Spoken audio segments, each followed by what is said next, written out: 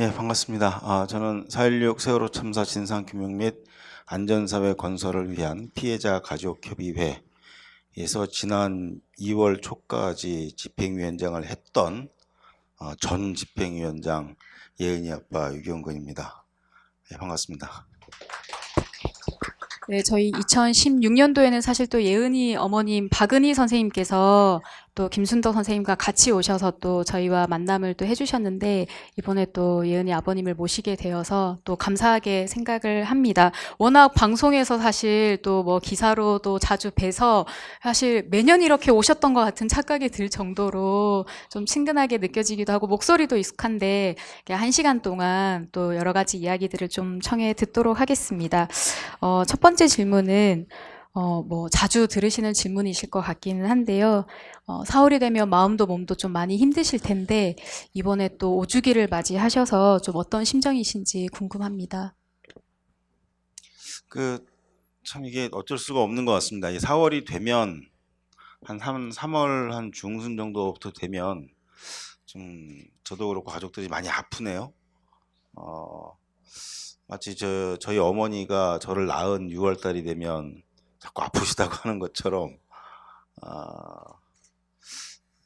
이왕 아플 거면 낳고 아프면 좋겠는데 이렇게 보내고 아프니까 어쨌든 그렇습니다. 그리고 당연히 뭐 마음은 많이 안 좋죠. 그런데 감사한 것은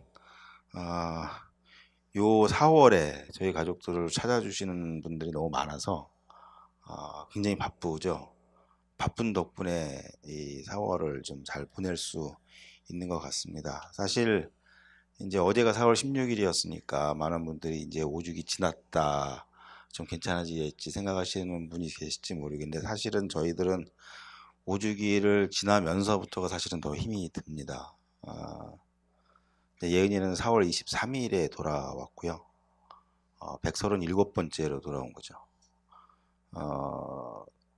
예은이보다 훨씬 더 늦게 돌아온 아이들도 많고 좀 일찍 돌아온 아이들도 많고, 그래서 이 4월 16일 지나고 나면 이제 그 다음부터는 우리 아이들을 다시 만난 이제 그날이 계속 매일같이 돌아오기 때문에, 사실은 4월 16일보다는 그날 엄마 아빠들이 상당히 좀 더 많이 힘들어 해요. 그래서 그게 사실 한 5월 달까지 이제 좀 여파가 있습니다. 그래서 사실 이 16일 지나고 나면 거의 한 달 정도는 이렇게 잘 나오던 가족들이 잘 안 나오는 경우들이 많아요.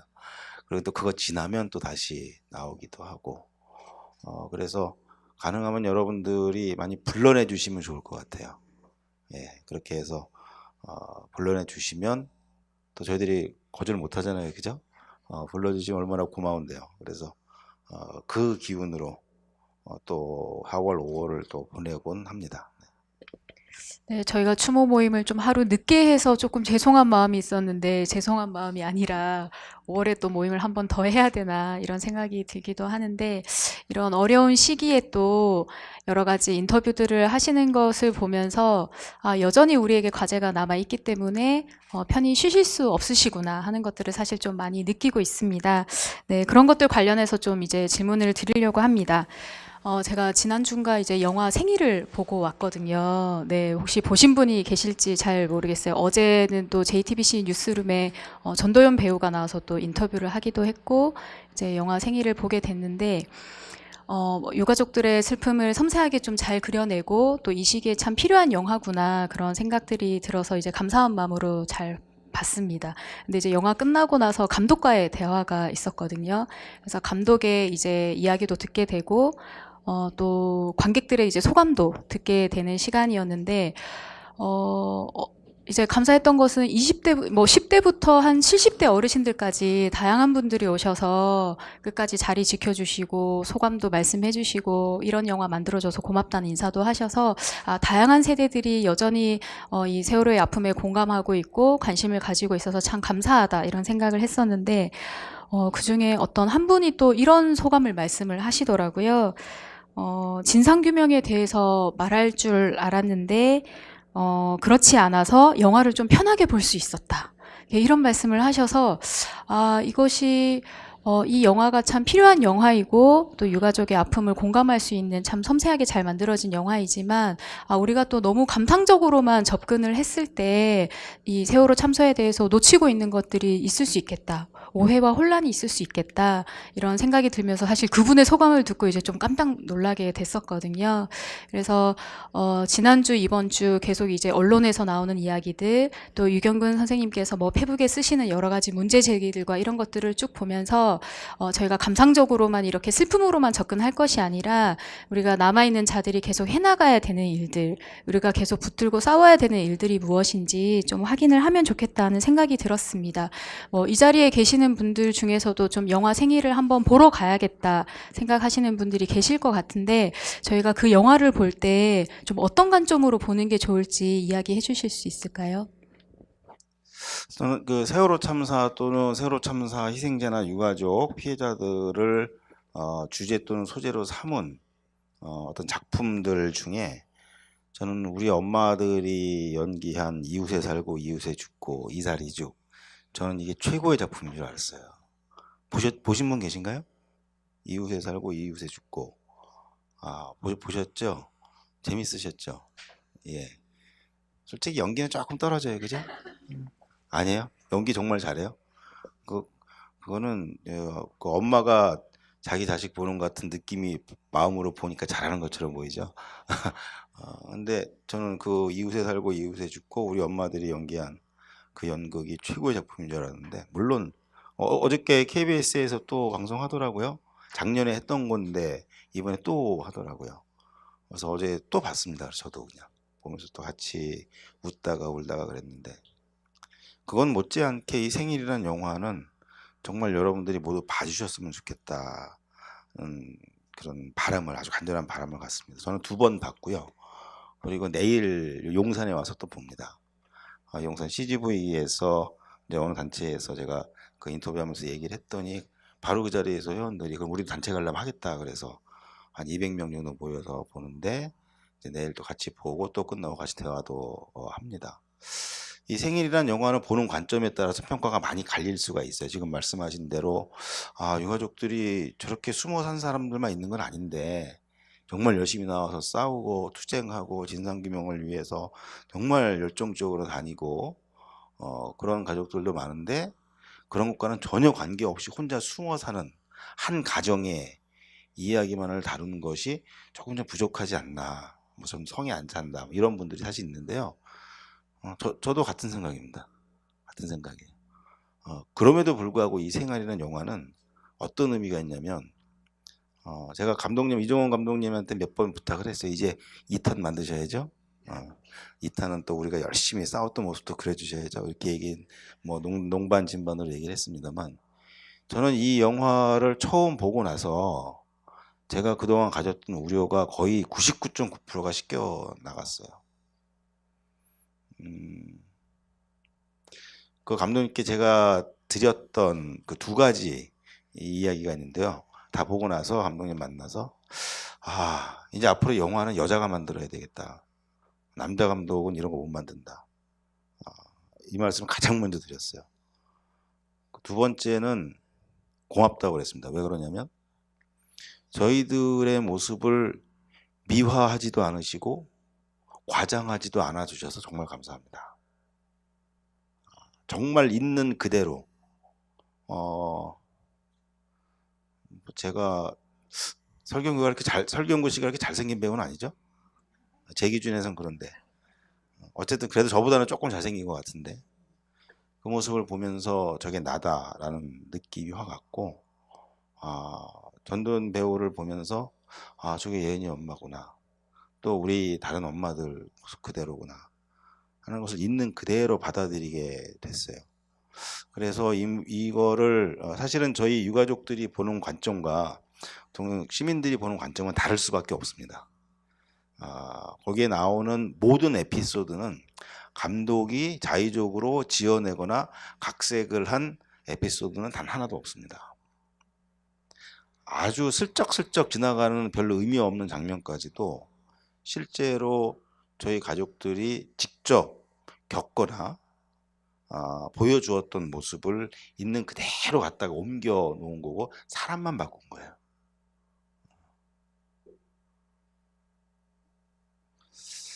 그래서 이제 이런 영화를 이제 시민님께서 보셨을 때 저는 이렇게 좀 받아들여 주시면 좋을 것 같아요. 세월호 참사가 모티브일 뿐만 아니라 주제이고 소재이고 특히 주인공들이 다 세월호 참사 피해자들이고 유가족 엄마 아빠들이고 그 이웃들도 사실은 우리 주변에 있었던 이웃들의 모습 그대로이고요. 이런 걸 보면서 세월호 참사 유가족들이 저렇게 살았구나. 사실은 열심히 낮에 활동하고 다니고 했던 엄마 아빠들도요. 밤에 들어가면 그렇게 되거든요. 집에 들어가면. 그러니까 남의 얘기가 아닌 거예요.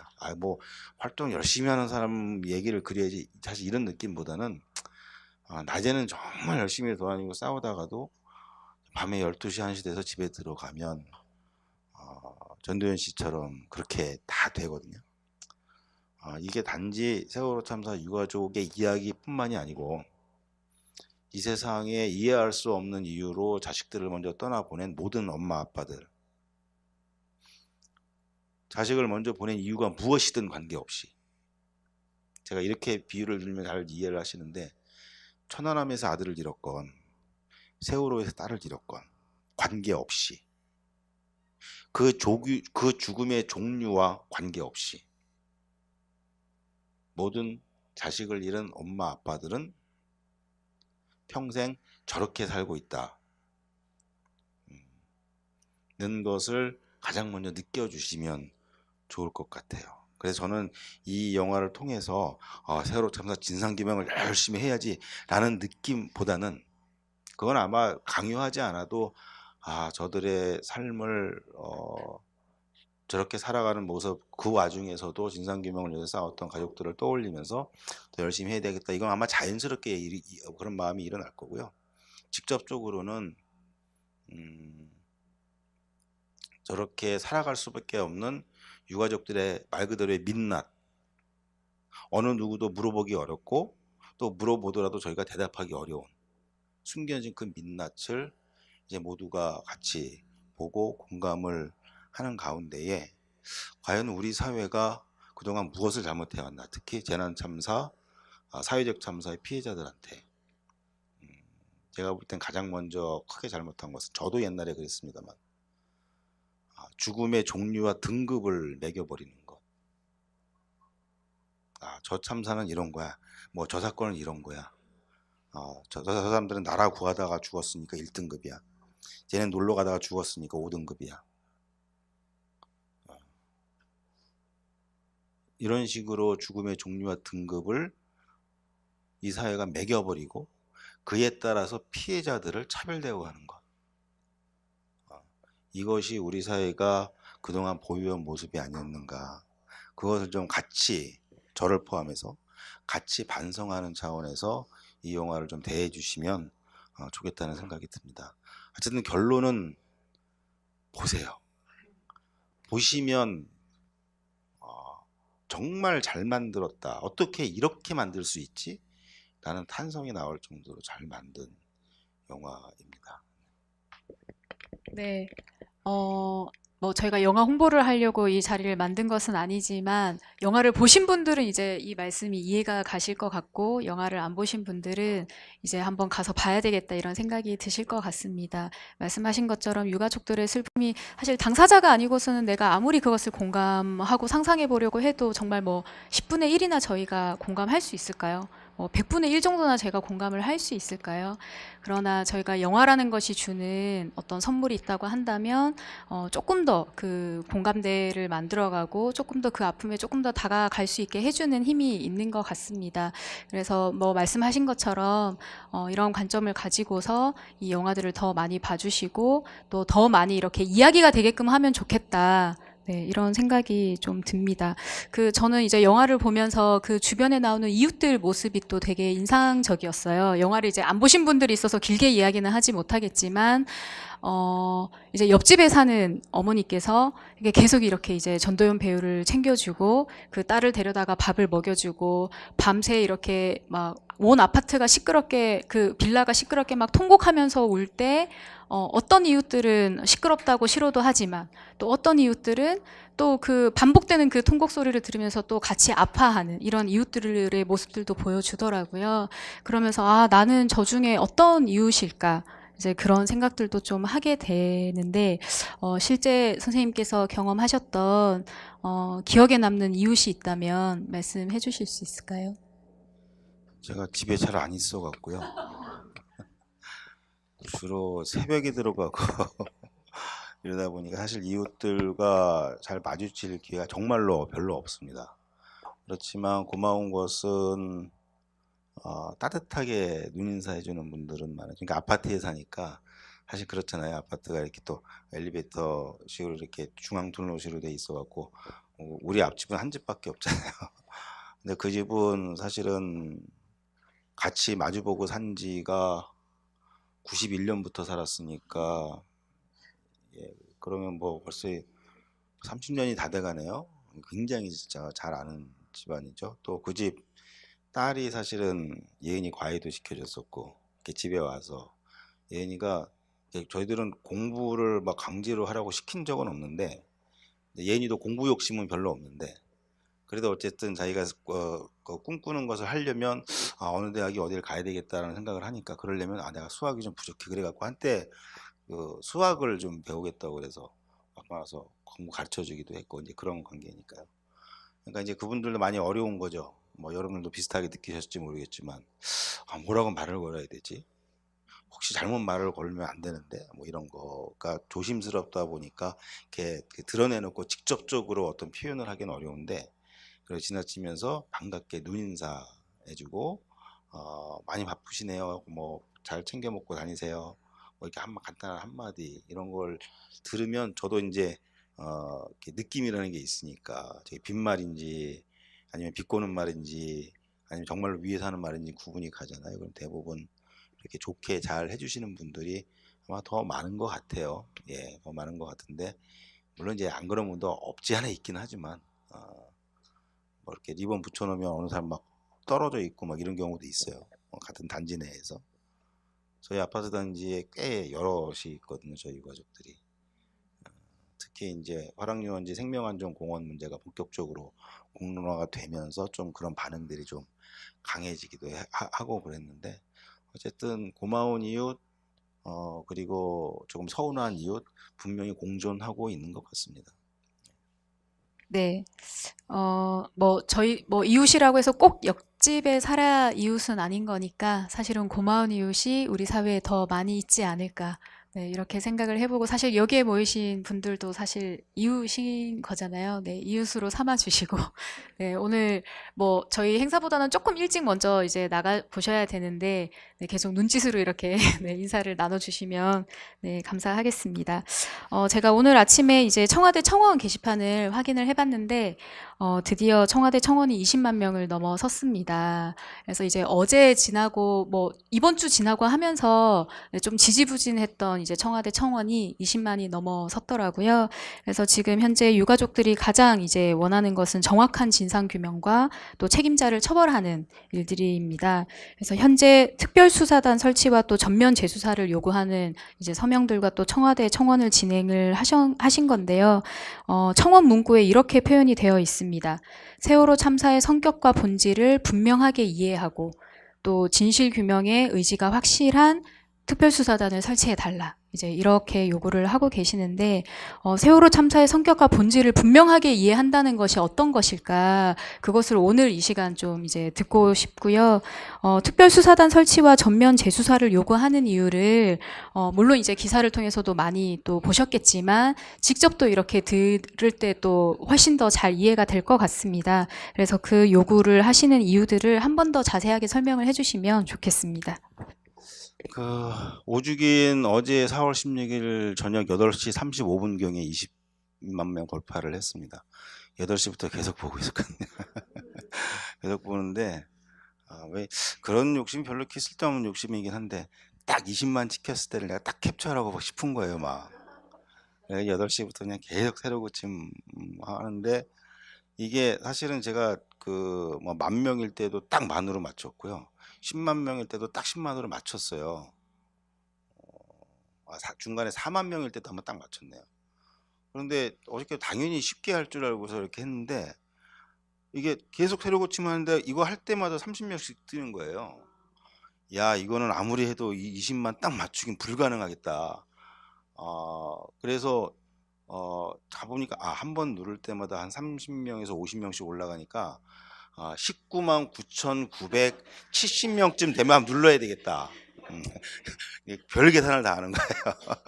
그게 지금 20만 딱 캡처 안 해도 되긴 되는데, 그게 어쨌든 자꾸 그런 욕심이 생겨서, 그래서 실제로 그렇게 했어요. 근데 안타깝게 20만 1명을 딱 찍었습니다. 그래서 이거 한 0.1초만 빨리 누를 걸. 막. 그래서 이제 페북에, 근데 저 같은 사람이 생각보다 많더만요. 그러고 나서 아쉽다 이러면서 이제 그 페북에다가 올리려고 딱 했더니 이미 막 올라왔어요. 20만 넘었다고 그랬더니 어떤 사람은 뭐 20만 열 몇 명, 어떤 사람은 심지어 20만 백 몇십 명 이렇게 돼서 그래도 내가 제일 낫다. 그렇게 해서 어저께 저녁 때 20만 돌파를 했는데요. 사실 이 시작한 게 지난 3월 29일입니다. 그 시작을 할 때 사실은 말들이 좀 많았어요. 야, 이거 했다가 안 되면 어떡하려고 그러냐. 물론 이제 가족들 중에도 그런 얘기도 있었지만, 사실은 시민들 가운데 좀 그렇게 얘기하는 분들이 있었어요. 그리고 그냥 일반 시민이 아니라 굉장히 저희하고 오랫동안 밀접하게 같이 싸워오셨던 분들 중에도 그렇게 얘기하신 분이 또 있고, 그런데 좀 기분이 상했죠. 아니, 이 세월호 참사 진상규명 하겠다는데 한 달 동안 20만 명을 못 모은단 말이야? 근데 이제 제가 처음에 그 올릴 때 제가 딱 선언한 게 그거거든요. 4월 16일까지 20만 명이다. 딱 그랬거든요. 왜냐면 5주기인데 5주기까지 이제 한 2주 조금 넘게 남았는데 이 기간 동안 20만 명을 못 모으면 아까 그 진상규명 못 하는 거지. 그것도 못 하면 무슨 말이 돼? 그러고 막 밀어붙였는데 그건 빼자는 거예요. 4월 16일로 하지 말자고. 이게 4월 28일까지 할 수 있는 건데 왜 그래서 아니 합시다. 그래서 그냥 밀어붙여서 올렸어요. 근데 이제 잘 안 올라가더라고요. 그래서 서로 좀 걱정은 좀 됐죠. 야, 진짜 4월 16일 날 20만 명이 안 되면 이거 쪽팔린 일인데. 어, 막 사람들이 그거 봐. 진상규명 원하는 사람 별로 없잖아. 막 이렇게 얘기할까 봐. 그래서 별짓 다 했습니다.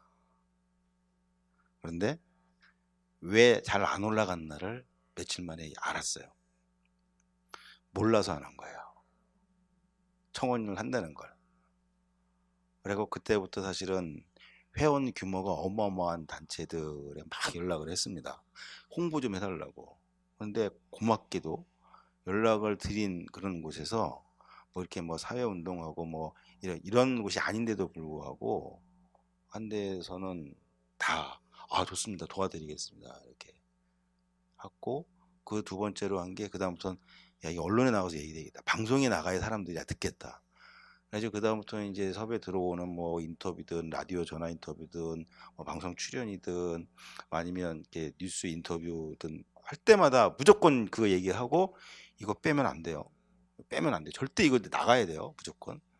그래서 내보내고. 그래서 이제 알려지니까 이게 사람들이 아는 거예요. 이제야 비로소 아는 거예요. 그러니까 아는 사람은 다 하는 거죠. 그러니까 짝짝짝 올라가서 20만 명을 어제 돌파를 해서 야, 아이들이 도왔다. 이런 말씀들을 주변에서 많이 하시는 거죠. 야, 이게 쉽지 않은 건데 실제로 그 청와대 국민청원에 올라온 수많은 청원 가운데 20만 명을 넘긴 청원은 몇 개 안 됩니다. 들어가 보시면 아시지만 아마 제가 세보진 않았지만 거의 최소한 수십만 개 이상의 청원이 올라와 있을걸요. 일단 그런 과정을 거쳐서 했어요. 근데 오늘 아침에 일어나서 보니까 아직 22만도 안 됐더라고요. 아까 올라올 때 보니까 21만 9천 매 이렇게 돼 있던데 20만 명 넘었다고 끝났다고들 아시나. 더 해야 되는데 더 해주십시오. 더 알려주시고 4월 28일까지입니다. 저희가 요구한 거는 말씀하신 대로 세월호 참사 전담 특별수사단을 설치하고 전면 재수사 하라가 아니고요. 특별수사단을 설치하고 전면 재수사할 것을 대통령께서 지시해 주십시오가 청원 내용입니다. 여기에 사실은 모든 게 다 담겨 있어요. 저희가 지금 현재 사회적 참사 특별조사위원회까지 총 3번의 특별조사위원회를 만들었습니다. 2개는 끝났죠. 이러다 보니까 많은 어떤 여론이 뭐가 있냐면, 야, 특조위를 3번이나 만들고 세금을 저렇게나 많이 쓰고 시간이 5년이나 지났는데도 불구하고 아직도 밝혀진 게 없다고 하면 그럼 밝힐 게 없는 거지. 밝힐 게 없으니까 못 밝히는 거지 말이야. 이 특조위가 그동안 어떤 과정을 겪었는지는 관심 안 갖고 왜 진상조사를 제대로 못했는지에 대해선 사실 들여다보려고 하지 않고 3번이나 했고 세금만 해도 아마 제 기억으로는 3개 다 합쳐가지고 최종적으로 들어가면 몇백억 들어갈 거예요. 예, 작은 금액이 아니죠. 그렇게까지 했는데도 불구하고 아직도 뭐 밝혀진 게 없다, 여전히 4월 16일이다 이런 소리 하는 건 밝힐 게 없는 거잖아. 다 밝혀졌다는 얘기지 뭐. 더 이상 뭘 더 알고 싶은데. 댓글에 그거 많잖아요. 뭘 더 알고 싶은데 이렇게 댓글 무지 많이 달리고 있네 지금도. 그래서 저희들은 목표는 사회적 참사 특별조사위원회의 활동 기한 내에 아니면 조금 더 가더라도 현재 정부의 임기 내에, 현 대통령 임기 내에 세월호 참사의 진상규명을 완벽히 끝내는 것을 목표로 이 특별수사단을 요구를 하고 있는 것입니다. 현재 정부, 특히 청와대의 입장은 지금까지는 국회가 만든 특별조사위원회가 조사활동을 하고 있기 때문에 그 조사의 결과를 좀 지켜보고 그리고 나서 판단하겠다. 뭘 판단하느냐? 이 사참위, 이 사회적 참사 특별조사위원회 줄여 사참위라고 부르는데요. 이 사참위 조사 결과가 제대로 안 되거나 또는 다 못 마치거나 조금 더 해야 된다는 필요성이 생기면 그때는 정부가 나서겠다. 이게 이제 기존의 현재까지의 청와대의 입장입니다. 뭐 청와대 입장에서 틀린 얘기를 하는 건 아니에요. 국회가 조사하라고 만들었는데 그것도 무시하고 막 정부가 나서서 막 수사하고 이런 것들도 좀 껄끄럽긴 껄끄러운가 봐요. 그런데 이제 그게 충분히 시간과 또 그걸 기다려줄 사람들이 충분히 또 그런 것들을 용인하고 사회적으로 그런 것들이 같이 합의가 되고 이러면 사실 별 문제가 없는데 그런 상황은 아닌 것 같습니다. 특히 저희들이 분명히 법적인 책임을 져야 할 혐의자들을 놓고 봤을 때 또 그들에게 적용할 범죄 혐의를 봤을 때 뭐 적용하는 혐의에 따라 좀 달라질 수 있고 특히 이제 혹시라도 그 혐의를 살인죄로 씌운다고 그러면 또 상황 완전히 달라지긴 하지만 일단 그거는 목표긴 하지만 일단 좀 밀어놓고 일반적으로 현실적으로 적용 가능한 현재 검찰의 수준에서 현실적으로 적용 가능한 혐의로 봤을 때 공소시효가 한 2년 정도 남지 않았나 싶어요. 그러니까 그 2년 안에 수사를 반드시 시작을 하고 기소를 해야 되는 거죠. 그 이후에 재판을 하더라도. 그런데 2년 후면 이미 사회적 참사 특별조사위원회의 활동은 끝났을 때입니다.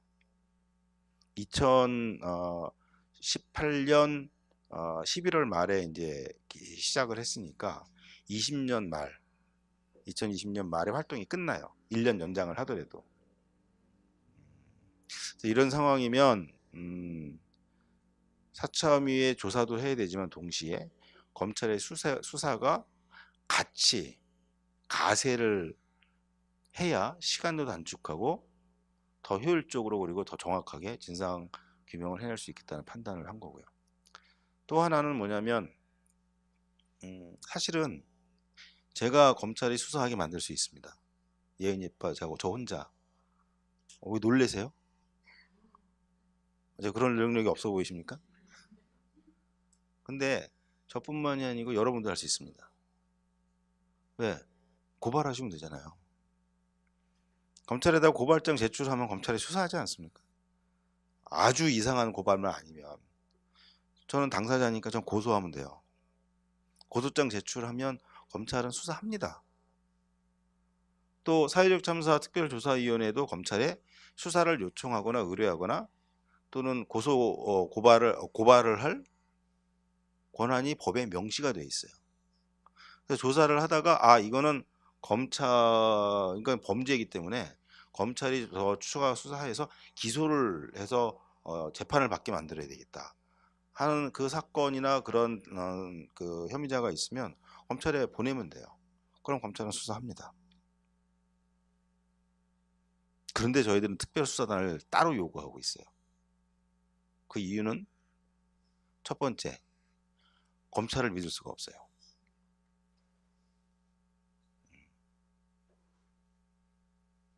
저희들이 고소 안 해봤겠습니까? 2014년에, 15년에, 16년에 계속 했어요. 제대로 안 하더라고요.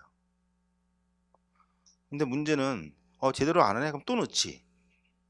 이게 안 돼요. 왜? 검찰이 수사해서 수사 종결을 해버리면 똑같은 사안 들어오면 또 수사를 합니까? 우리 그거 다 한 건데? 그리고 반려시켜버리죠. 무시해버리죠. 그러니까 한 번 시작하면 그 수사를 제대로 할 수 있어야 하는 어떤 조건이나 전제가 먼저 준비가 되어 있어야 되는 거예요. 근데 지금 현재 검찰을 저는 못 믿겠어요. 왜? 2014년에 검찰은 이미 세월호 참사에 대한 수사를 끝냈습니다. 뭐에 대해서?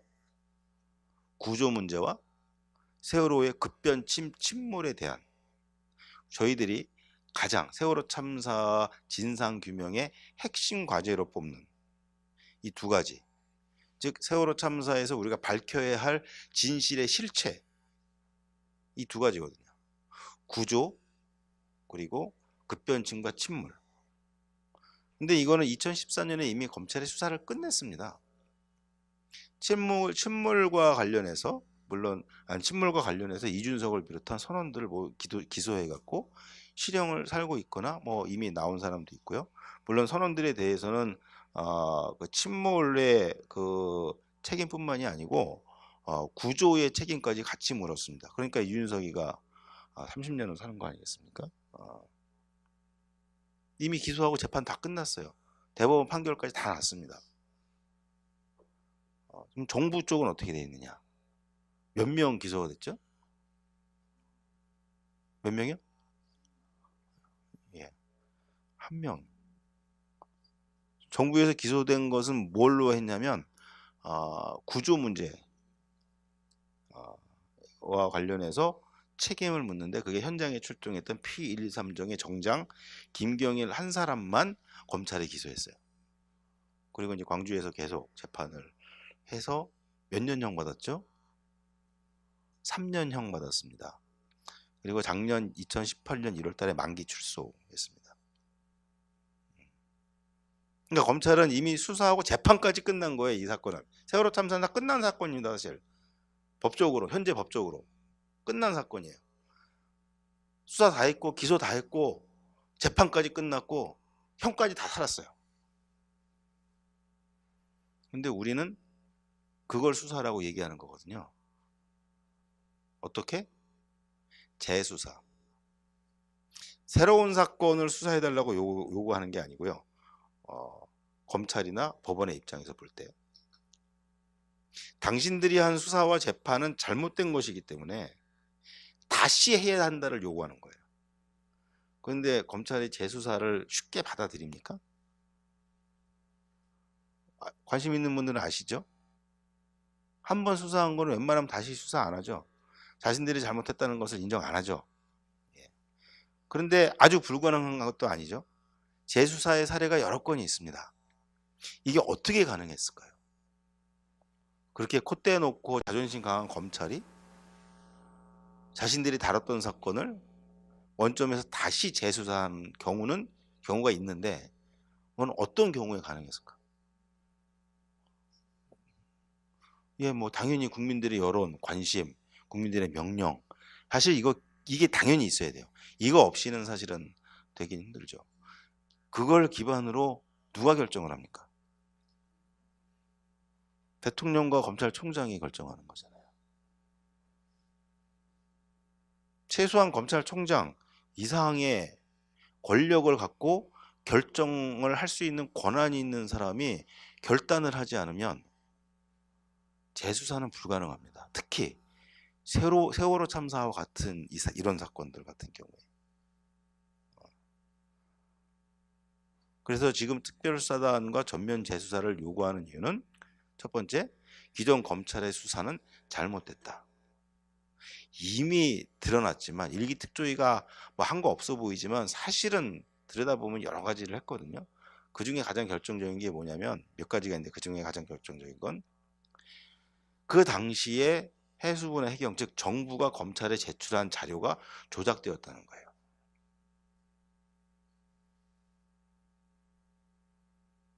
그 당시 구조 문제와 관련해서 그 참사 당시에 서로 주고받았던 수많은 교신록이 있습니다. TRS를 중심으로 교신록이 있고 뭐 레이더 영상도 있고 뭐 여러 가지가 있는데요. 그 가운데 사람들의 대화, 서로 지시하고 명령하고 보고하고 이런 것들이 일일이 기록되어 있는 이 TRS 교신록이 조작이 되었거든요. 편집이 되었거든요. 그것이 일기특조위에서 밝혀낸 거예요. 근데 검찰은 그 증거, 이게 우리가 한 교신록입니다 하고 해경이 제출한 그 조작된 교신록을 갖고 수사를 한 거란 말이죠.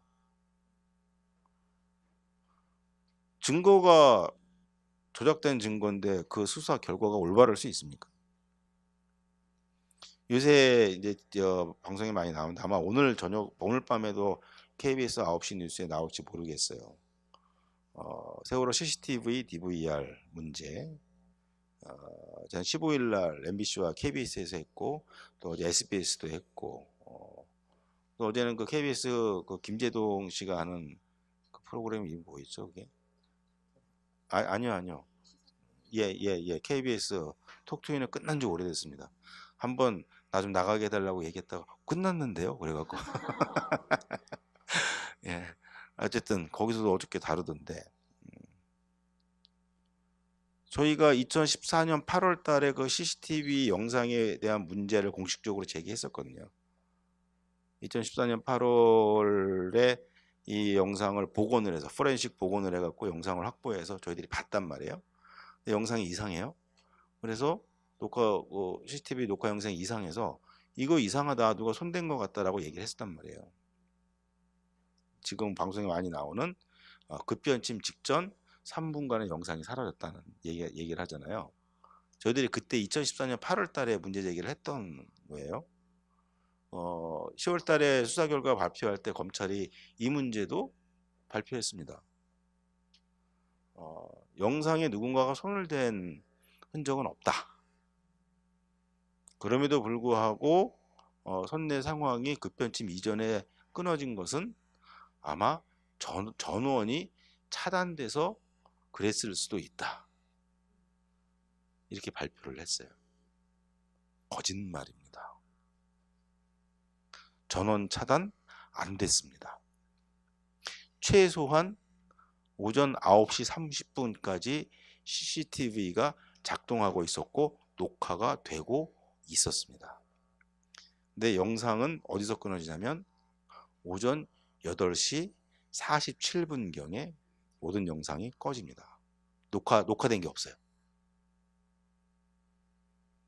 거의 한 40분 이상의 영상이 사라진 거예요. 이 문제를 더 얘기하고 또 이번에 사참위가 발표한 것도 얘기하려면 이것만 제가 1시간 이상 설명을 드려야 돼요. 왜냐하면 이걸 아무리 설명을 해도 끄떡끄떡 하다가도 돌아서면 까먹어요. 왜 까먹냐면 이해가 안 가니까. 이해 안 가시죠? 도대체 사참위가 뭘 발표하고 어마어마한 거 발표한 것 같은데 저게 무슨 얘기죠? 그러니까 어떻게 됐다는 거야 도대체? 이 질문을 정말 많이 받아요. 사실은 어제 김재동 씨가 진행한 프로에서 그거 나와서 얘기하는데 그걸 들으면서 조금 답답하더라고요. 왜냐하면 김재동도 이해를 잘 못해서 좀 다른 질문을 하더라고요.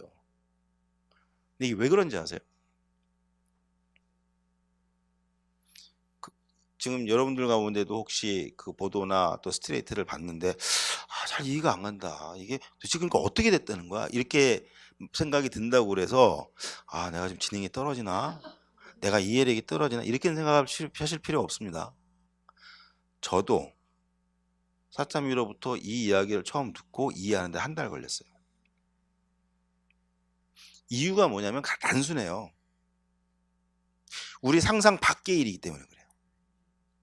저희처럼 세월호 참사의 원인을 깊이 온갖 상상이 나래를 펴가면서 온갖 시나리오를 머릿속에서 수십 개를 써가면서 고민을 하는 사람들이 있겠습니까? 그러니까 웬만한 거 나와도 충격을 안 받아요.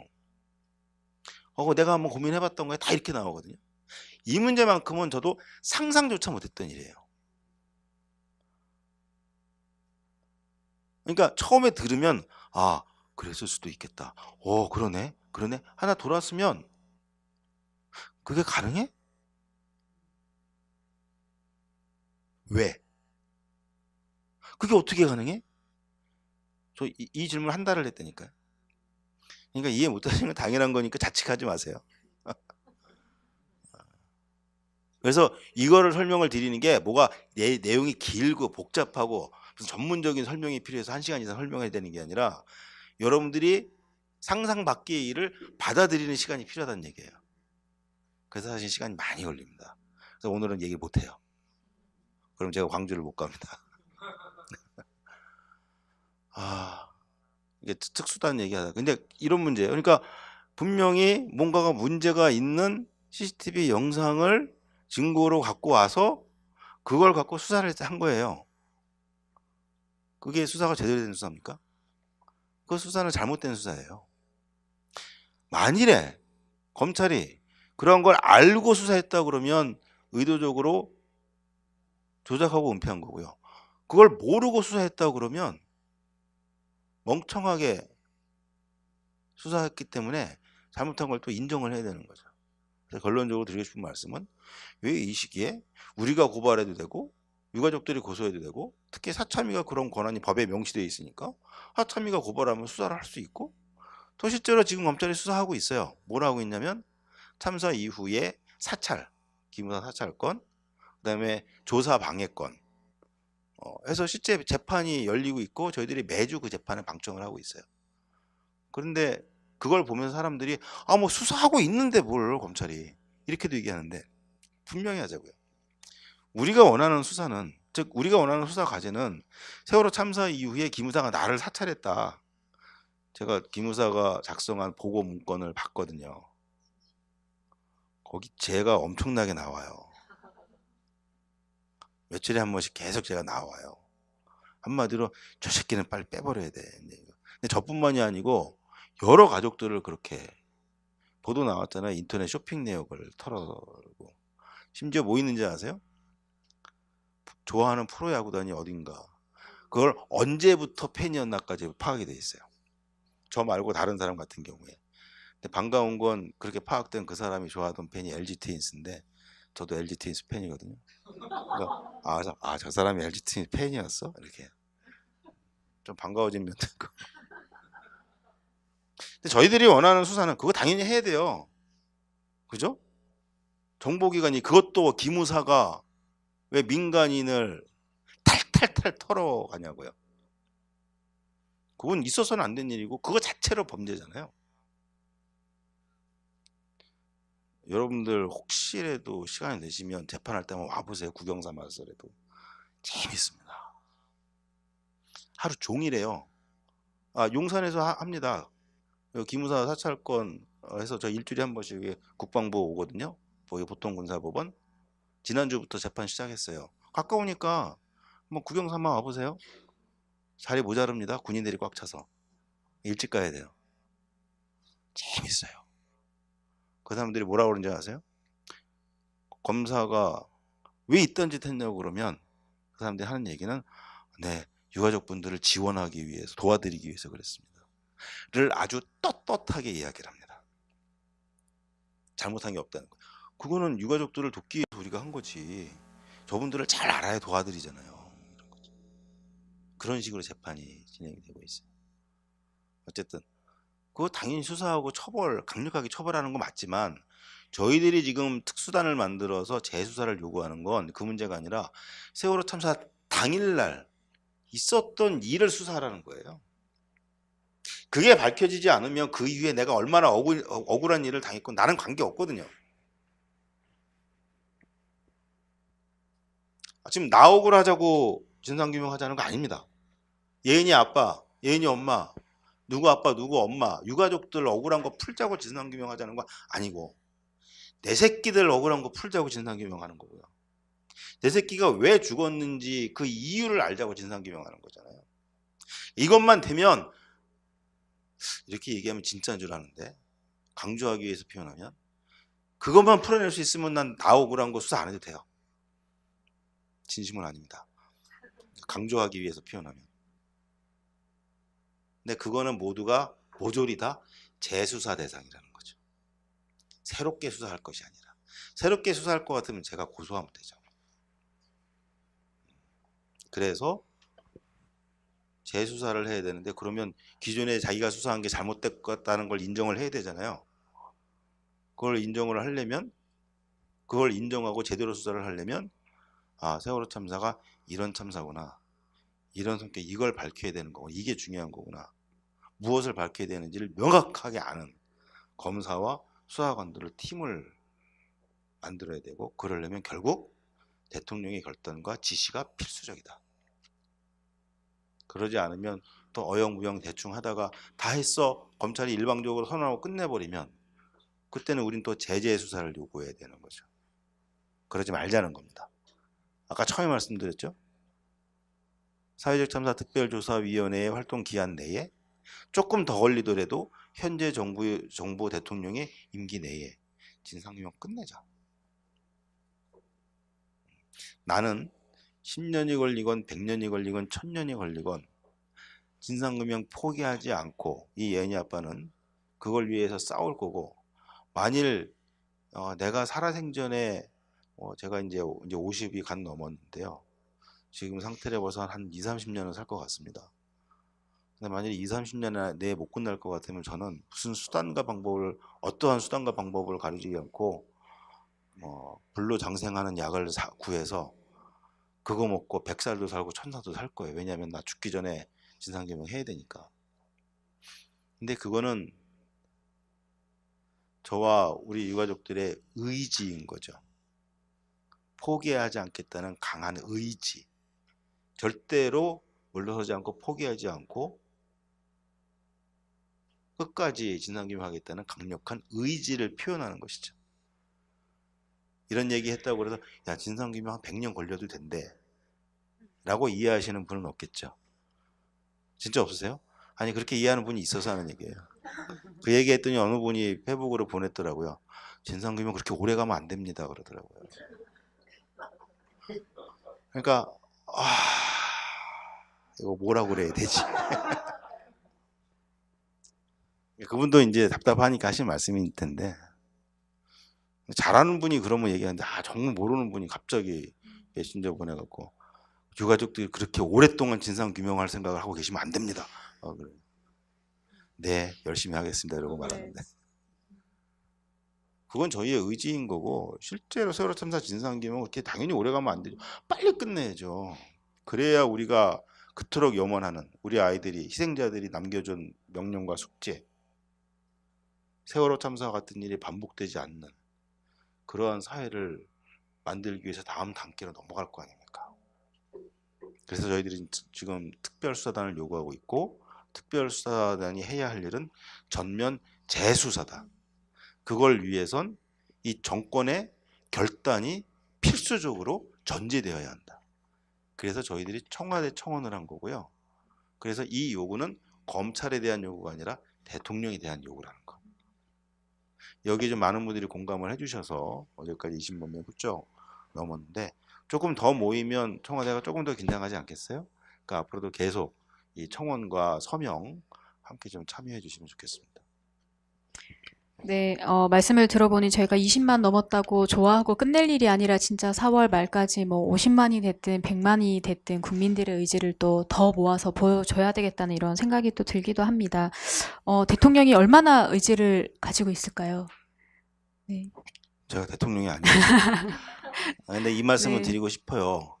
개인적으로 문재인 대통령의 개인적인 어떤 의지나 마음은 저는 1%도 의심하지 않습니다. 이것은 단순히 대통령 후보 시절에 어떤 대통령이 돼서 공식적 자리에서 여러 차례 세월호 참사를 언급했기 때문에 하는 얘기가 아니고요. 사실은 후보 이전 시절부터 저희들은 만나왔어요. 그게 뭐 친해서 만난 게 아니라 저희도 판단을 해야 되잖아요. 그러니까 그때는 탄핵 이전이고 탄핵이라는 거는 상상도 못할 때였는데 그래도 어쨌든 대통령 바뀔 거 아닙니까? 아무리 봐도 박근혜는 그 정권 하에서 진상규명은 불가능할 것 같고 너무나 조직적으로 방해한 거 이미 다 드러났잖아요. 제가 분명히 공언하고 약속을 하는데 박근혜의 마지막 재판은 세월호 재판일 겁니다. 박근혜가 받는 마지막 형량은 세월호 형량일 거예요. 그래서 아마 살아서 못 나올 겁니다. 어쨌든 그 박근혜 정권에서는 진상규명 안 되니까. 그러면 저희들은 당연히 그때 진상규명하기 투쟁은 계속하지만 그런데 만일 정말 대통령이 바뀌면 다음 대통령한테 희망을 걸 수 있는 것인지 아니면 또 싸워야 되는지 사실 이것도 안 내다볼 수가 없거든요. 그러니까 야 이제 좀 남긴 했지만 아예 처음부터 대통령이 될 만한 사람들을 다 찾아다니면서 지금부터 약속을 받아내야 되는 거 아니야? 사실 이 생각도 했어요. 그래서 사실은 문재인 그때 정치인 시절에 그분만 찾아간 건 아니고 사실은 거론되는 분들 웬만한 분들은 다 찾아다녔어요. 만일 대통령 되면 어떻게 할 겁니까? 어떻게 할 겁니까? 도장 찍으실래요? 사실 이걸 좀 했어요. 그 와중 그때부터 사실은 문재인 씨를 만나서 여러 가지 이야기를 했는데 사실은 여러 후보 대상자들 가운데 가장 구체적이고 강력하게 말씀을 해 오셨던 분이에요. 그리고 실제로 내부에 돌아가는 상황들을 보면 여전히 그런 것들은 흔들리지 않고 계신다. 이거는 지금도 직간접적으로 확인을 계속 하고 있습니다. 그러니까 그런 의지 같은 건 별로 의심은 안 해요. 근데 잘 안 되잖아요, 지금. 속도가 안 나고. 그게 왜 그럴까? 를 고민도 해봤는데 그거 고민하다가 시간 다 가겠더라고요. 그래서 저는 야 그런 고민하지 말자. 그런 고민하지 말고 그래? 마음은 있는데 못하는 것 같아? 그럼 하게 만들어주면 되는 거 아니야? 야 여론이 그렇게만큼 뜨거우면 대통령이 안 할 수 있을까? 이 정부가 안 할 수 있을까? 그 참모진들이 여론이 좀 그래갖고 좀 정치적으로 부담되고 아무리 이렇게 보고를 많이 한다고 솔직히 그래요. 그러는데 여론이 뜨거우면 그 참모들이 그렇게 보고할까? 그래 여론 모으자. 그리고 그런 분위기 만들자. 그리고 과감하게 선택하고 결단할 수 있는 조건을 우리가 만들어 주자 그럼 해서 시작한 게 국민청원이기도 합니다. 그래서 나중에 정말 안 되면 그때 가서 욕하고 비판하고 싸우더라도 지금은 일단 그렇게 결단할 수 있는 분위기를 우리가 최대한 만들어 드리고 하게 만들고 했는데도 안 하면 그때 가서 제가 또 가서 뭐라고 그러겠죠. 이렇게까지 우리가 해줬는데 못해요? 이렇게 얘기하겠죠. 네, 진상규명과 관련해서 이제 길게 이야기를 좀 해주셨는데 사실 또 뭐 CCTV 관련한 이런 일들은 또 계속 기사로 또 나오고 있고 상상 이상으로 어떤 것들이 지금 벌어졌었는지 이런 부분을 계속 밝혀낼 것이기 때문에 계속 관심 가지고 계속 언론들을 통해서 또 가족협의회께서 전해주시는 소식들을 통해서 계속 확인을 해주시면 좋을 것 같습니다. 시간이 또 금방 지나가서 혹시 이제 들으시는 분들 중에서 좀 내가 이 질문을 꼭 한번 하고 싶었다. 네, 꼭 이 질문을 한번 해드리고 싶다. 뭐, 아니면 질문이 아니어도 혹시 좀 전해주시고 싶은 말씀이 있으시면, 네, 손을 들고, 네, 표시를 해주십시오. 네. 격려의 말씀을 해주셔도 좋을 것 같고요. 네, 뭐, 어디에서 오셨는지 성함과 이런 거 같이 말씀해 주시겠어요? 학생이신가요?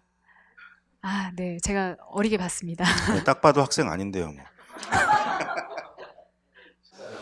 저는 동작구에서 살고 있는 강희인이라고 하고요. 제가 사실 뭐 관련해서 활동이나 이런 걸 하고 있지는 않고 그냥 뭔가 대규모의 행사가 있을 때에 이렇게 추모나 이런 자리가 있을 때 가거나 친구들이랑 같이 가거나 뭐 이런 식으로 하면서 5년 동안 간간히 얘기를 들어왔는데 그 한 초기가 1, 2년 주기쯤 됐을 때에는 약간 유가족분들 사이에서도 약간 어떤 갈등이라고 표현해야 될까요? 약간 서로의 입장 차이나 내가 이런 것들이 꽤 있었다고 들었거든요.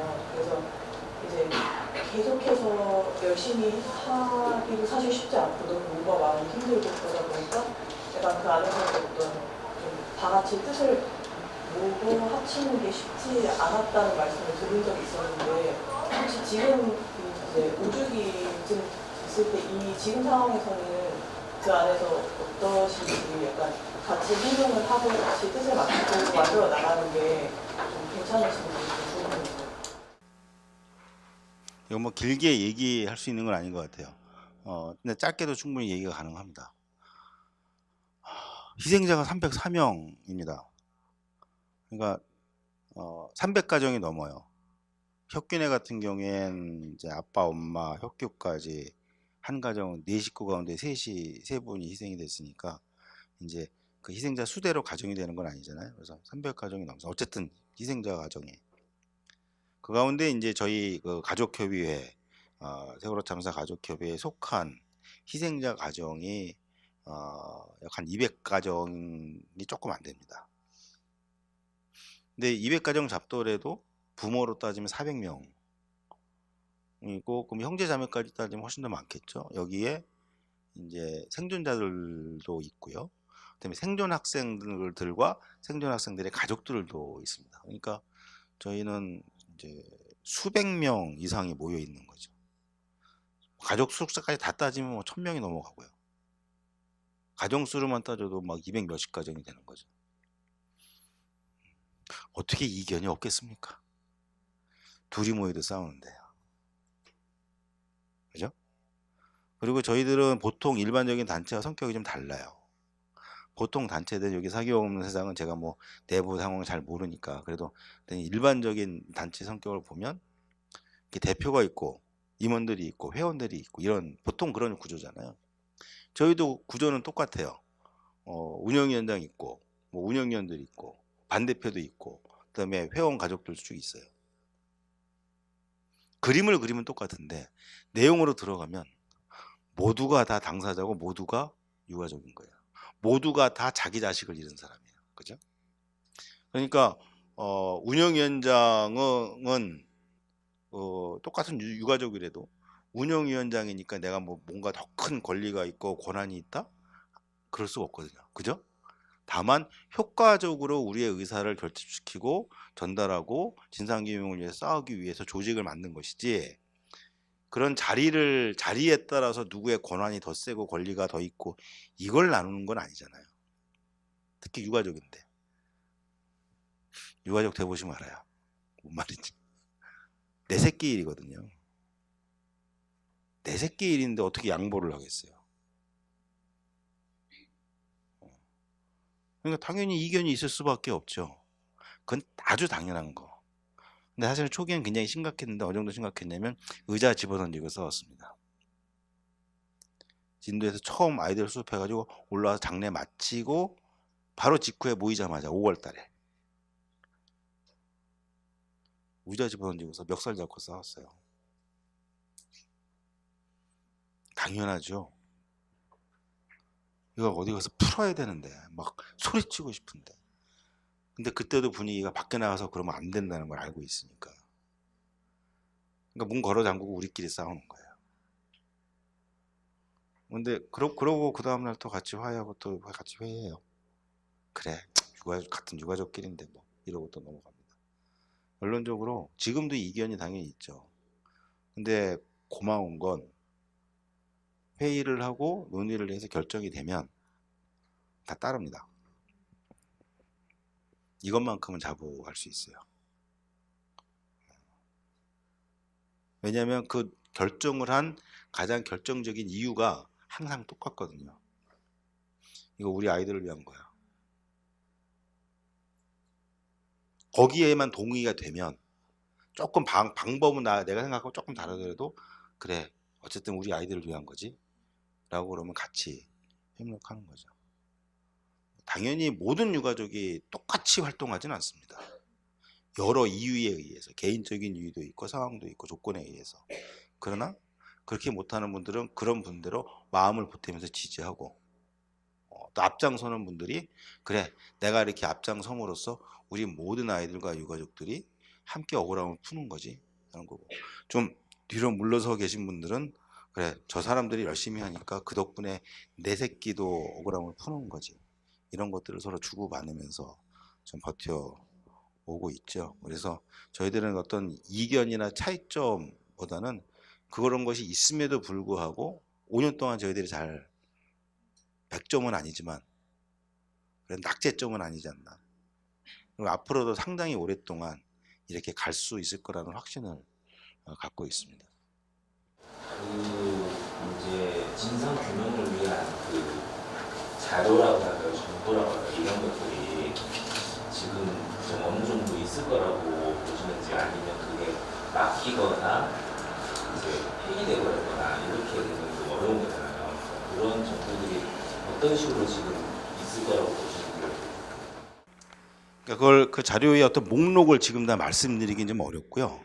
좀 이렇게 약간 추상적이지만 전체적으로 말씀을 드리면 우리가 아는 자료는 거의 대부분 저희들이 요청을 해서 받거나 뺏어왔습니다. 그래서 저희 가족협의회 자료실 내에 여러분들이 상상을 초월하는 분량의 자료들이 있고요. 일기특조위와 선체조사위원회와 지금 사회적 참사 특별조사위원회의 공이 저희들이 갖고 있는, 저희들이 수집한 그 모든 자료들을 다 이미 보냈습니다. 그래서 일기특조위가 처음에 조사 과제를 선정하고 세월호 참사 내용을 파악하는데 저희 자료가 없었으면 불가능했었어요. 이게 처음부터 다시 모아야 되잖아요. 그런데 보고서들 많이 놀랐어요. 언제 이렇게 많이 모아놓으신데 중요한 자료들을. 저희들이 직접 공식적으로 요청도 하고, 요청해도 안 주면, 솔직히 말하면 요청해서 안 주면 쫓아가서 싸워서 강제로 뺏어온 것도 좀 있어요. 근데 이제 유가족이라 그런가 고소를 못 하더라고요. 조금 무리한 방법도 동원을 했고요. 정 안 되면 몇 날 며칠 동안 집 앞에 가서 진을 치고서 호소도 했다, 협박도 했다, 이런 경우도 있고요. 그래서 말 그대로 몇몇 가족들이 전국을 돌아다니면서 수집을 해놨어요. 그 자료가 좀 방대하게 쌓여 있는데, 이제 문제는 뭐냐면 그렇게 해서 모든 증거와 자료들을 모았다고 그러면 문제가 없는데 도대체 무엇이 세월호 참사의 증거이고 자료이고 우리가 가져야 되는 것인지를 모르는 상태에서 출발했다는 거예요. 그죠? 애초에 기준이 있어서 이와 관련해서 이런 목록이 쫙 나와 있으면 이 목록을 대로 다 수집하면서 체크하면 되잖아요.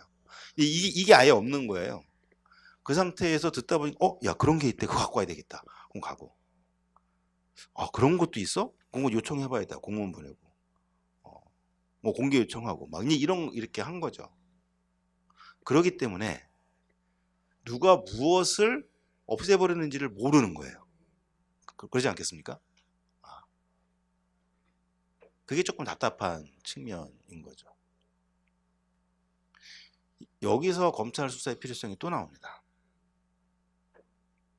저희들이 아무리 열심히 해서 거의 준 전문가 수준까지 올라갔다고 하더라도 사실 검찰 따라가기는 현실적으로 힘들어요. 그래서 검찰 수사를 통해서 실제로 무엇을 폐기했는지, 무엇을 조작했는지, 또 우리가 모르는 또 다른 어떤 증거들이 또 있는지를 밝혀내야죠. 그래서 검찰 수사가 반드시 빨리 시작이 되어야만 이제부터 혹시라도 또 이루어질지 모르는 증거의 조작이나 은폐를 그나마 막을 수 있을지도 모르겠다라는 생각도 갖고 있습니다. 몇 주 전에 제가 기사에서 본 게 세월호에 대한 제보자가 나왔다는 거예요. 그 내용은 얼마나 유의미한 것인지. 그러니까 사회적 참사 특조위에 누군가 제보를 했다는 얘기를 들으신 거죠? 저도 들었습니다. 모르겠습니다. 왜냐하면 저희가 이제 당사자고 유가족이긴 하고 그다음에 거의 매일 사참위 가서 이야기도 하고 필요한 뭐 자문회의도 하고 다 하지만 그렇다고 그래서 그 사참위가 하는 모든 것을 우리가 다 들여다보거나 개입하거나 사실 이러는 건 좀 여러 가지 문제가 좀 있죠. 솔직히 저는 그러고 싶은데 그게 또 여러 논란이 될 수도 있고 그래서 그런 증언이 들어왔다는 이야기는 사실 많이 들었는데 그게 구체적으로 무슨 내용인지는 제가 일부러 묻질 않습니다. 결국엔 사참위에서 증언 내용을 검토를 하고 이거 충분히 가치가 있다. 이걸 채택을 해서 더 조사를 해야 되겠다. 반영을 해야 되겠다. 하는 것들이 있으면 그때 드러나겠죠. 근데 뭐 아직까지 거기까지는 진전이 안 된 것 같아요. 일이 있었을 때 지금 한 달 이상 제 일상이 멈출 정도로 힘들었는데 사실 일상 들어갈 수밖에 없어서 그러면 지금 뭐 제가 할 수 있는 일은 그냥 써내는 일밖에 없거든요. 가방에 매달려 다니면서 제 아이 가방에 늘 매달려 있어요. 계속 가라가면서 샀거든요. 그 정도밖에 제가 할 수 있는 게 없는데 또 몇 년간 삶의 연대에 계속 풀어내고 있거든요. 근데 지금 그 가족 협의회가 또 이렇게 있어서 지금 삶의 연대하고 인터뷰는 어떤 생각인지 네, 제가 지금 처음으로 있는데 여기에 그거 저희 가족협의회는 직접 피해자들만 회원으로 있는 단체입니다. 사단법인이고요. 그러니까 희생자의 가족, 그 다음에 생존자와 생존자의 가족. 이게 우리 그 가족협의회의 회원입니다. 그 외에는 들어올 수 없습니다. 딱 피해자 단체, 말 그대로 피해자 단체인 거예요. 4.16 연대는 저희와 시민들 가운데에서도 세월호 참사의 어떤 진상 규명과 그 다음에 안전한 사회를 함께 염원하는 시민들이 함께 만든 네트워크 조직이에요. 이게 처음에 왜 만들어졌냐면 잘 아시겠지만 혹시 이 가운데도 그런 분들이 계실 것 같다는 추측을 해보는데 아마 맞을 겁니다. 세월호 참사 이후에는 나는 사회 문제에 관심이 없었다. 근데 세월호 참사를 보고 이대로 있으면 안 되겠다고 생각을 해서 피켓을 들고 나왔고 가족들이 부탁하는 서명을 받았다. 그 이후로 나는 계속 리본을 달고 또 리본을 만들고 사람들과 나누고 같이 서명하는 데 동참하고 이런 분들 많으시죠. 나는 엄마기 때문에 그렇다. 나는 아빠기 때문에 그렇다. 지금도 어저께도 페이스북 트위터 메신저로 어떤 아빠가 한번 연락하셔갖고 제가 지금 예은이와 같은 나이인 17살 딸을 키우고 있는 아빠입니다. 죄송합니다. 이러면서 또 장문의 메시지를 보내셨더라고요. 그런 분들 많으시잖아요. 근데 이게 이런 분들이 동네마다 지역마다 너도 나도인데 이렇게 해서 이제 알기 시작을 한 거예요. 그러니까 이전에는 무슨 뭐 단체 소속된 적도 없고 무슨 뭐 운동을 한 적도 없고 뭐 시민단체 활동을 한 적도 없고 뭐 회원인 적도 없고 이랬다가 그래? 나도인데 너도? 그래? 그럼 우리끼리 매주 뭐 화요일 날 여기서 우리 피켓팅 같이 할까? 혼자 하기 조금 힘들었는데 이렇게 시작이 된 게 전국은 물론이고 해외 곳곳에 굉장히 많습니다. 이런 분들이. 올해 작년에도 그랬지만 올해 5주기에 해외 40개 도시에서 5주기 추모 행사를 했어요. 근데 이게 저희 가족협회는 4.16 연대가 무슨 뭐 재정 지원을 하고 뭘 어떻게 하라고 알려주고 지시하고 이게 아니고 진짜 그 동네에 계신 동포들 적으면 대여섯 명, 많으면 수십 명, 많아야 수십 명 이런 분들이 자기네 동네에서 자기네들이 만들어서 자기네들이 준비해서 돈을 모아서 광고도 자기네들이 내고 그런 게 너무 많은 거예요. 국내는 뭐 수백 곳이고요. 그래서 이제 2014년 말 15년 초에 무슨 고민이 생겼냐면 이제 이런 분들의 요구가 저희한테 집중이 돼요. 뭐라고 집중되냐면 제가 뭘 하고 싶은데 우리가 뭘 하고 싶은데 뭘 해야 되나요? 그런 질문 많이 하셨잖아요. 지금도 사실은 많이 하고 계십니다만 그래서 그런 요구가 막 들어오니까 고민이 시작이 된 거예요. 야, 그러면 이렇게 정말 자발적으로 안전한 사회를 꿈꾸면서 진상규명을 위해 함께 싸우는 시민들이 이렇게 많은데, 이분들이 정말 하고 싶은 것들을 하실 수 있도록 뭔가 이렇게 네트워킹이 되면 서로 의사소통이 되고 정보 교환이 되면서, 실제로 그때 그랬거든요. 저 동네 저런 거 하더라? 우리도 할까? 이런 것들이 막 소통이 되는, 이런 걸 한번 우리가 해보자. 그래서 만든 게 저희와 그 시민들이 모여서 4.16 연대를 만든 거예요. 예, 저희 가족협의회가 오히려 가족협의회 내에 4.16 연대가 있는 게 아니라 4.16 연대 내에 다 가족협의회가 있는 거예요. 거기에 참여하는 걸로. 물론 독립적으로 활동도 하지만, 네, 그런 구조로 만들어서 지금까지 이제 활동을 계속 하면서 하고 있죠. 그러니까 뭐 4.16 연대와 4.16 가족협의회가 똑같은 건 아니지만, 그러나 그 가장 큰 차이는 회원 구성이 누구냐가 일단 가장 큰 차이고, 이건 피해자 당사자만 들어오는 게 가족협의회고, 당사자와 시민들이 함께 만든 것이 4.16 연대고, 이렇게 보시면 될 것 같습니다.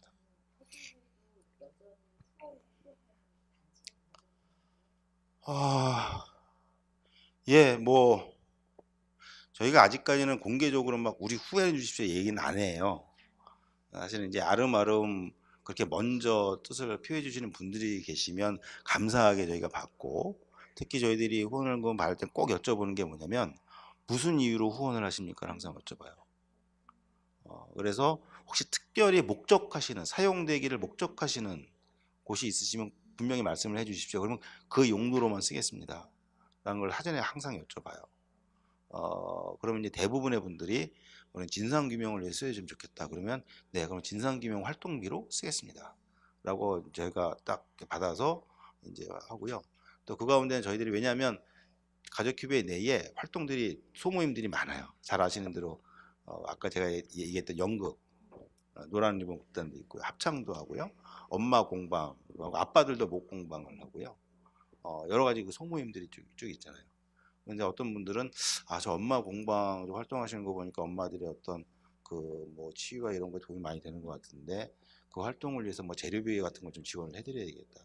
옛날에는 그 양말도 짜고 그랬어요. 그 공장에서 버린 양말목 갖다가 해가지고 이거서 막 가방도 만들고 뭐 옷도 만들고 막 했었거든요. 그때 어떤 그 공장에 계신 분이, 사장님이 아시고서, 그 양말목은 저희가 후원하겠습니다. 그래서 이제 그럼 한 트럭씩 갖고 오시고, 나중에 너무 많이 갖고 오셔서 야, 이거 만들려면 밤새야 돼 이런 적도 있고요. 근데 그렇게 좀 딱 목적을 해서 물품이나 이렇게 돈으로 후원을 해주시면 또 그 목적으로 사용을 하고, 이렇게 구분이 되어 있어서 이렇게 자발적으로 알고 해주시는 분들은 지금까지 받고 있는데, 아직까지 공개적으로 우리를 후원해 주십시오 라고 이야기는 하지는 않고 있어요.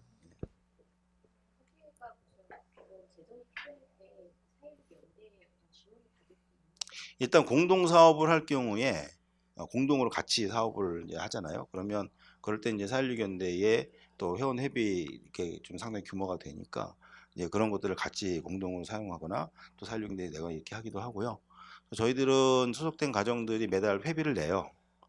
저희 가정들마다 이제 뭐 크진 않지만 회비를 내서 그걸로 자체 운영비 또 충당을 하고, 또 기타 이제 이렇게 후원을 해주는 분들이 있으면 그걸 또 모아서 또 사업비 같은 거 쓰고, 뭐 이번 전단 이런 것도 당연히 저희 가족협의회에서 이제 찍어서 전국으로 이제 배포하고 있기도 하고요. 그렇죠.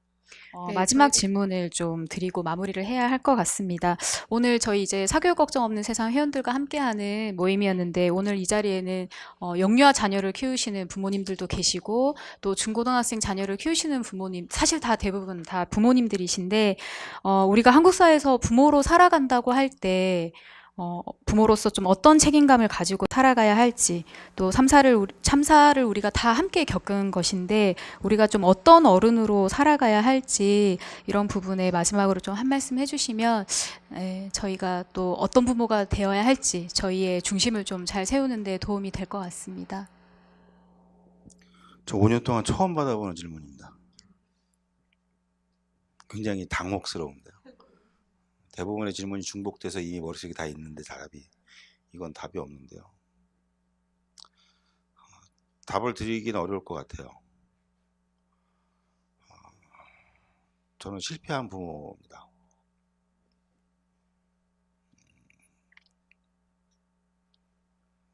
저는 제 자식을 지키지 못했어요. 우리 딸이 넷인데 딸들한테 그랬거든요. 너희들은 아빠가 지켜준다고. 아빠가 책임질 거라고. 어렸을 때부터 너희들은 아빠가 있으니까 걱정하지 말라고 그랬거든요.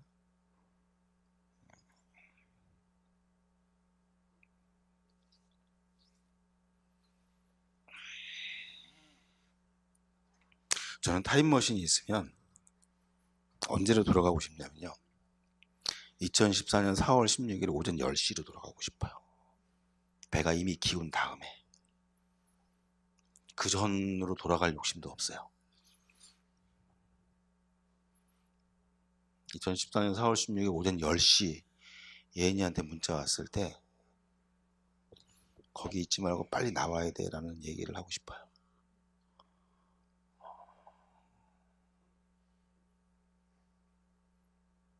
내가 굉장히 멍청하게도 바보 같게도 침착하라고 그랬어요. 선생님 말씀 잘 듣고 그 방송 나오는 거 잘 들으라고 그랬어요. 질서 지키라는 그 멍청한 얘기까지 해버렸습니다. 그러니까 저는 여러분들 앞에서 어떤 부모가 되어야 하는지를 말할 자격이 없습니다. 그냥 저희들을 보시면서 저런 바보 같은 짓은 하지 않는 엄마 아빠가 되겠지 생각만 하세요. 저는 좋은 부모가 되고 싶어서 지금 싸우는 게 아니고 지금보다는 조금이라도 덜 미안한 아빠가 돼서 예은이한테 가고 싶어서 싸우는 겁니다. 죽어서라도 보고 싶어요. 근데 지금 가면 예은이가 저 안 만나 줄 것 같거든요. 그토록 무서워서 떨면서 연락을 했는데 멍청한 아빠는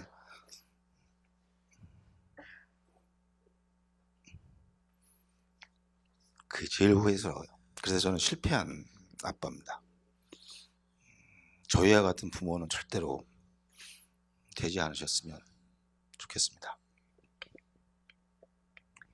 네, 저희가 이런 똑같은 실수와 실패를, 이런 잘못을 정말 반복해서는 안 되겠다. 그것이 사회적 참사로서든 아니면 개인 가정에 있어서의 어떤 사고로서든 우리가 소중한 가족들을 잃고 또 소중한 이웃들을 잃는 이런 일들이 반복되지 않도록 하기 위해서 또 먼저 나서서 싸워주고 계시는 것이고 저희도 거기에 힘을 보태서 또 함께 싸우고 있는 것이라는 생각을 합니다.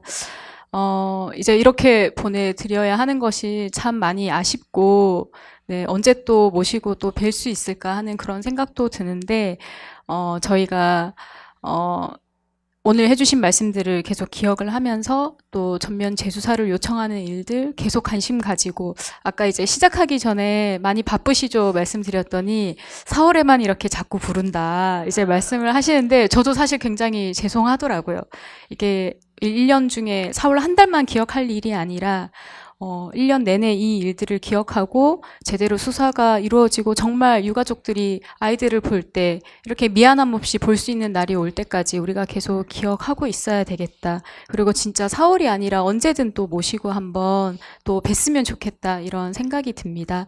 그러면 선생님 이제 광주까지 가실 때 또 직접 운전을 해서 가셔야 되는데 또 조심해서 내려가실 수 있도록 또 다음에 뵙자는 인사의 뜻으로 네, 박수로 또 이 시간을 마무리하겠습니다. 감사합니다. 저는 부르시면 옵니다. 무조건. 그러니까 항상 또 불러주시고요. 가기 전에 딱 한 말씀만 더 드리고 가겠습니다. 세월호 참사는 해상교통사고가 아닙니다. 세월호 참사는 안전사고가 아닙니다. 세월호 참사는 당연히 살아야 할 사람들을 죽게 만든 범죄입니다. 범죄이기 때문에 검찰이 수사해야 하는 겁니다. 지금 나오고 있는 수많은 세월호 참사를 빗대어서 이야기하는 수많은 대책들은 세월호 참사의 대책이 아닙니다. 과적을 방지하고 안전하게 운항하고 선박을 관리하고 구조 능력을 확충하고 구조 훈련을 강화하고 국민들의 안전 의식을 고취하기 위한 수많은 캠페인과 교육과 훈련을 하는 것, 아이들에게 생존 수영을 가르치는 것은 세월호 참사의 대책이 아닙니다. 그걸 우리가 명확하게 알 때 세월호 참사 진상규명을 할 수가 있습니다. 세월호 참사와 같은 일이 반복되는 것을 막기 위한 대책은 딱 하나가 있는데, 그 유일한 대책은 사람들을 죽인 범죄자를 찾아서 처벌하는 겁니다. 책임자를 처벌하는 것, 그 자체가 세월호 참사의 유일한 대책입니다.